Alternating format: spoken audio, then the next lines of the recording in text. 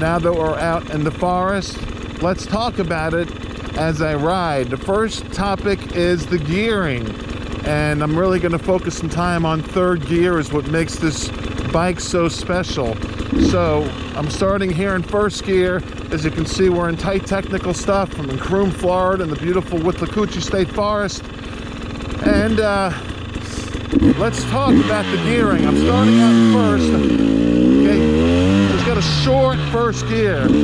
You'll always want to pop right out of that quickly into second, unless you're going straight up and down the type of a cliff or hill. Okay, so now I'll go into second, and it's got a short second. But the beauty is, see, I'm going to tap the second out. The beauty is third gear on this bike. And let me show you what I'm talking about. Look how slow I'm going, right? Now what I'm going to do is I'm going to go in third gear at a dead stop. Here, I'm in third now. And I'm going to look at this. Okay, one hand, no clutch. I'm lugging it in third. So I'm going 12 miles an hour. And third, so I can go from 12 up to, I'll show you here, all this technical deep stuff, these crossings, it just absorbs everything. It's got so much torque, I can spend a day out here in third gear. So I'm going slow.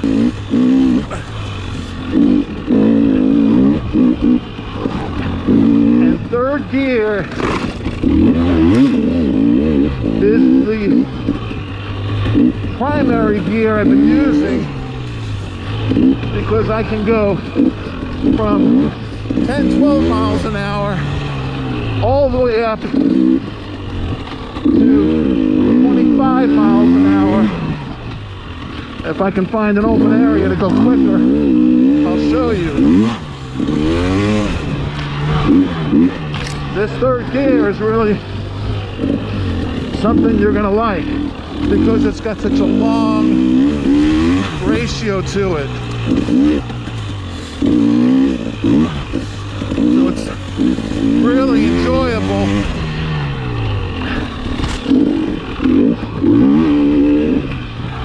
To lower the revs on our bike, the better your suspension's going to work. So that's what's nice about when you're in third.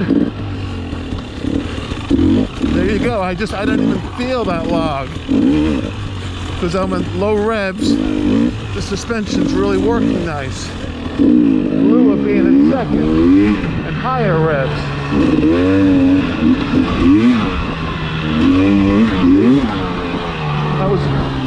That was 23 there for a moment, miles per hour. Still in third. Here's an area I can kick it a little bit.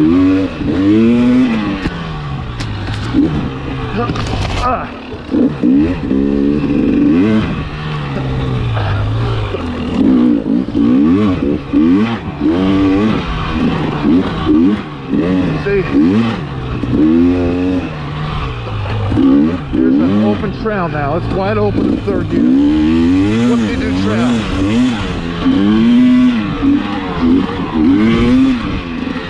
24, I have to switch to fourth.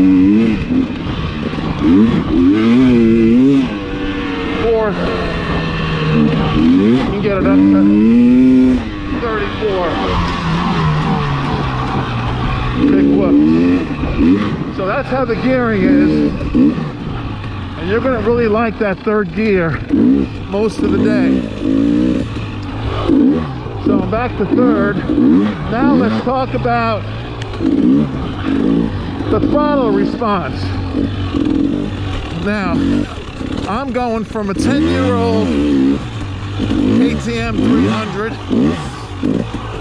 to a 2020 TPI. So for me, it's like warp speed was just invented. I'm telling you, I never want to get on a carbureted bike again for the rest of my life. The throttle response on this bike is so good it took me a couple of days to get used to it because it's just so good. It just always wants to go.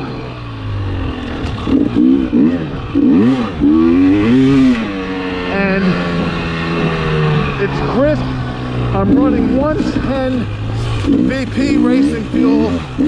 That's what's recommended by my mechanic, who happens to be a factory mechanic for a team in the Dakar, I'm sorry, in the Baja. And he runs one of those chase vehicles and keeps the team's bikes up to date. So he built this bike, and I'm going to talk about the upgrades. But as far as the throttle response, it's right there.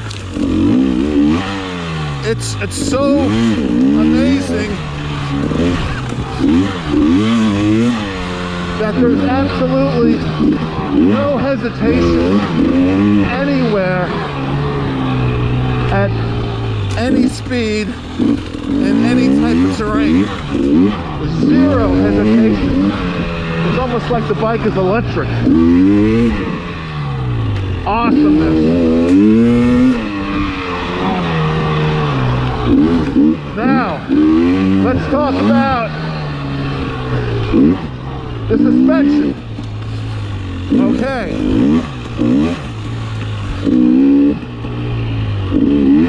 On one side, you got your compression. On the other side, you've got your rebound. On the fourth, on the top.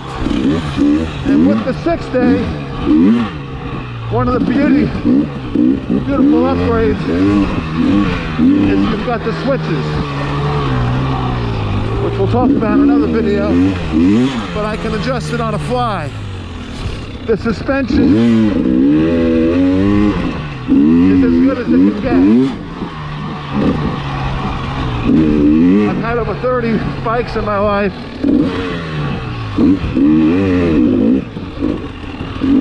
and all of them I immediately did valve jobs. This one, it feels race ready. When they say race ready, I mean perfection. Yeah, they're expensive, but I don't feel any of this stuff I'm going through, which I don't know if the camera shows the whoops or the tightness of these trees or the terrain too well, but kind of gnarly out here. Suspension, A+. The next thing is, let's talk about the TPI versus carburetor. Fuel consumption. All right, I talked about throttle response. I have to credit all that to having a non-carburetor. And I rode my buddy's 2018 carb 300, and it's nice, of course. Nothing like this. Not even close. I'm afraid that when he rides this, he's immediately going to want a 2020. It's that good. It's that much better. It's that much more advanced. This new chassis design, we're going to talk about turning next, it's flawless. So, you get the throttle response. The TPI system is so precise that what I did a couple of days ago, I had a good riding day and I got 38 miles in. So let's do a test. Let's see how much gas I use. I'm thinking, I'm empty, you know, 38 miles. I'm close to empty anyway. Heck, it only took about maybe 3/4 of a gallon. I'm like, wow, this thing's fuel efficient. Look how slow I'm going in third gear. Now I can just check it up immediately. If I wanted to pass someone, just like that, it's over with. So, very fuel efficient. Now I set it for 30 something miles. Let's check the oil, the premix. Wonder how much I burned. I'm thinking a half a quart. Who knows? A quart? I didn't know. I never had a TPI non-carb bike. Guess how much oil it needed? About a capful, a Dixie cup. Not even, like a shot. About a shot's worth of oil. That's it. I'm thinking, wow. And now, after I've got about 150 miles on the bike in total, I burned a total of about maybe a half a quart for real. That's it. And the mechanic said, by the way, the Baja mechanic works on factory bikes.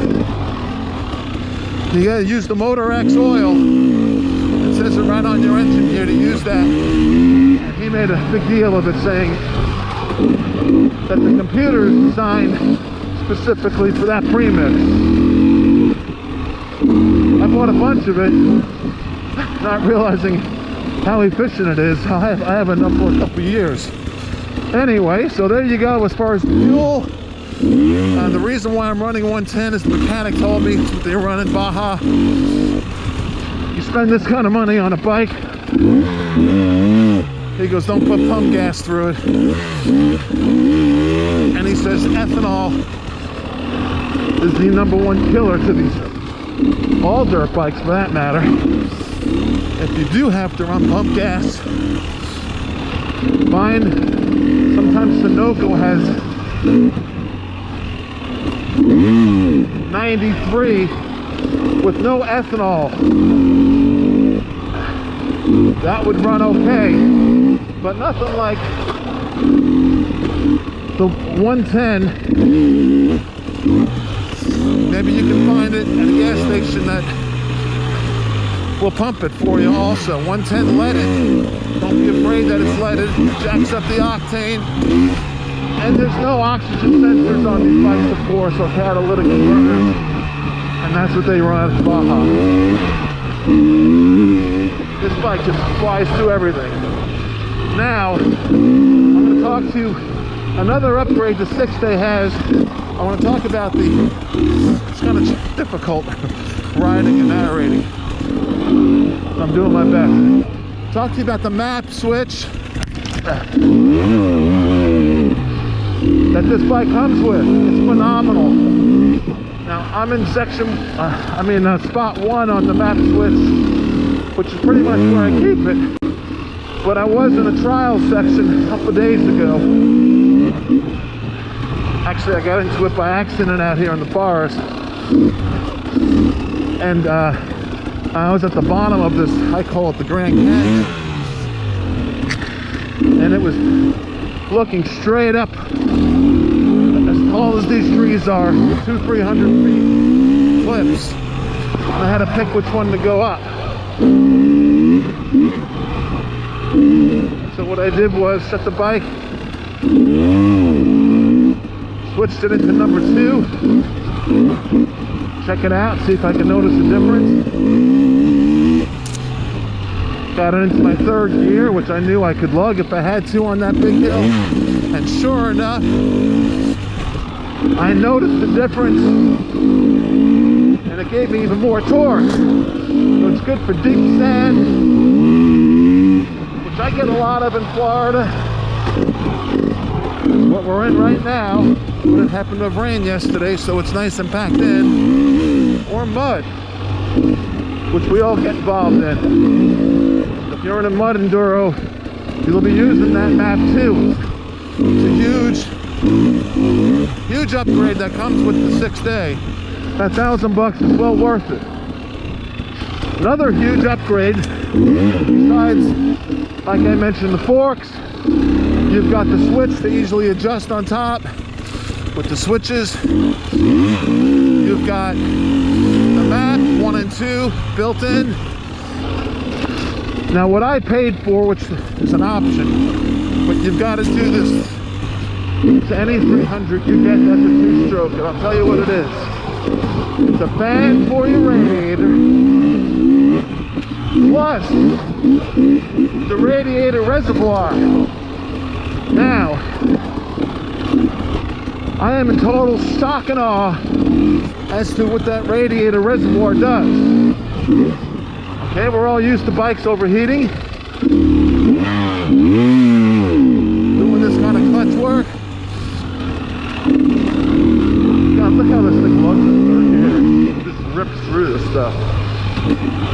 Anyway, I got into a situation in that Grand Canyon Trials area, and I ended up flipping the bike upside down. Flipped it upside down, and it stayed standing, balanced. Okay, I fell into this tunnel type of cliff area. Now, any other bike I would have had, the radiator fluid would have started pouring out. The gas would have started pouring out of the carb, etc. And your mind is thinking, I gotta get that bike flipped over. Well, in this case, I was kind of hurt. I hit my head hard, injured my neck, and I really bashed my shoulder. And I was in a difficult position. It took me about 15 minutes to get the bike flipped over and straightened up. So now I'm thinking, I hear the fan was blowing and it went on automatically, which is what it does. I'm thinking, oh my gosh, I don't smell radiator fluid, but I don't know what that radiator reservoir, if it's gonna work the way the mechanic explained. Let me get it back to my campsite, let it cool down and figure it out. That's what I did. Got it back to my campsite, opened up this radiator cap, and was in total shock. It was still topped off. It didn't lose a drop of radiator fluid. The way it works is when the bike is on its side, or if it's extremely overheating, or if it's upside down, in the worst case scenario like I had it, the radiator fluid's gonna go into the reservoir.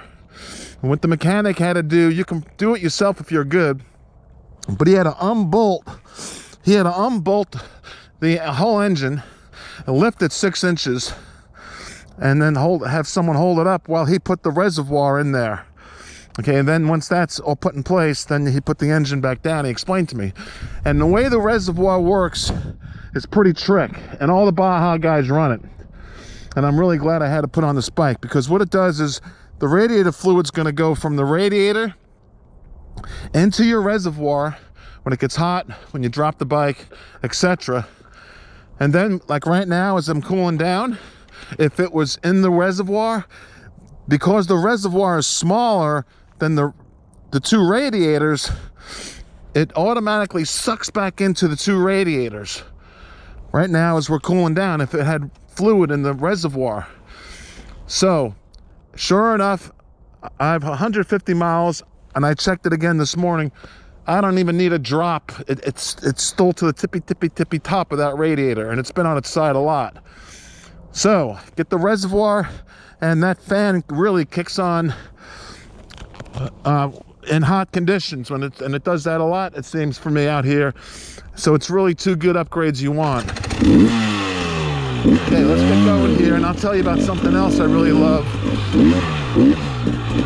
Of course, the most exciting thing besides the throttle response and everything else I spoke about is the turning ability. Oh my gosh. Okay, now let me explain the turning ability on this bike.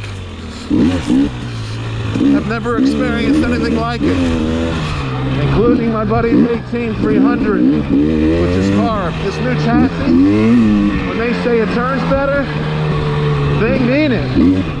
Now, let me explain to you how it turns. And I call it steering with my foot pegs. Oh, what does that mean, huh? All right, you've been riding a lot, you know, you want to make a left,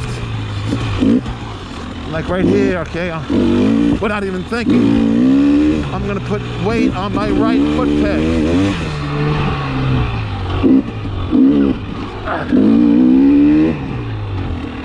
And here I'm making a right, I'll put weight on my left foot peg.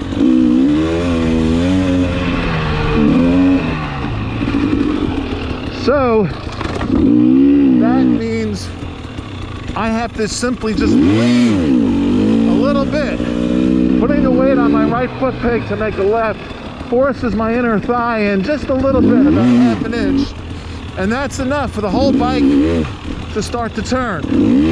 So you don't really have to turn the steering, the handlebars. You just have to lean the bike and push on the opposite foot peg, and your bike's gonna go right where you want it. It turns on a dime, and it'll stop and pick it up for you with the great brakes it has. It's point and shoot steering. I am really so amazed by the steering that it's almost like it's reading my mind, or the bike and I are one.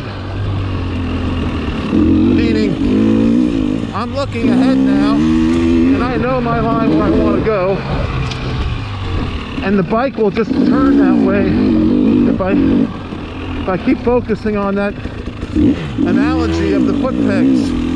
Push a little to my right foot peg. Get caught up there. Hold on.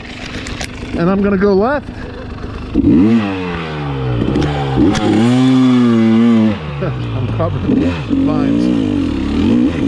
Push a little bit on the left, like right here. And I just turn. No more washing out that front tire. It just goes where you want it to go, easily. Now it sounds like the fan just went on. I want you to hear the fan. Yeah, listen to this. Hear it? That's because all those vines I just got caught up in. It'll go off here, watch. The computer knows I stopped. Yep. Once it hits a certain temperature, it's gonna cool until it gets it right down to acceptable. I think the number was 135. And there you have some of my riding ideas of the bike.